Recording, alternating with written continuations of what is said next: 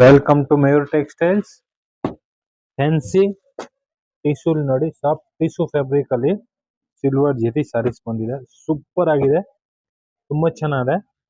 ಇದರಲ್ಲಿ different different designs ಬರುತ್ತೆ. ಒಂದೊಂದ್ ಪೀಸ್ ಒಂದೊಂದ್ ತರ ಬರುತ್ತೆ.